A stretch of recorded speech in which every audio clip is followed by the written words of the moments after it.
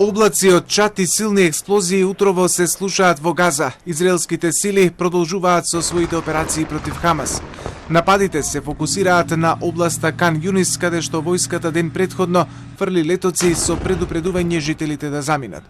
Додека израелската војска гаѓаше цели, интензивирајќи ја обновената офанзива по еднонеделното примирие, населението во овој дел од земјата излезе да пребарува преживеани и жртви по дурнатините.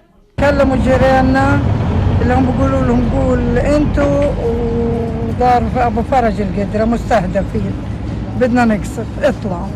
قلنا فيش شيء يا عمي عنا ايش نطلع؟ قالوا اطلعوا بنقول لكم اطلعوا اكسبوا صحتكم. Загриженоста за нови цивилни жртви расте. Најмалку 9 лица загинале, вклучително и 3 деца, во напад врз куќа во градот Деир Ал-Балах во центарот на појасот Газа. Во градската болница дополнително биле донесени уште 7 тела на загинати во воздушните напади во текот на ноќта.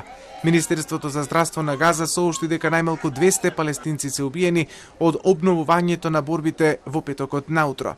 Соединетите Американски држави го повикаа својот сојузник да направи се што може за да ги заштити цивилите, иако сметаат дека Хамас е виновен за прекинот на огнот. Look, we continue to work with Israel, Egypt and Qatar on efforts to restore the humanitarian pause in Gaza. But let's be clear about this.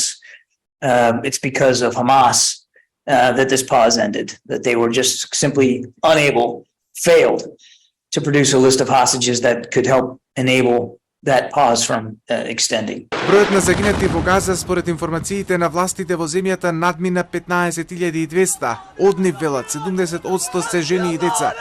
Агенцијата на Обединетите нации за помош на палестинските бегалци соопшти дека никаква помош не пристигнува во појасот Газа по завршување на договорот за прекин на огнот меѓу Израел и Хамас и дека на земјата и се заканува хуманитарно цунами.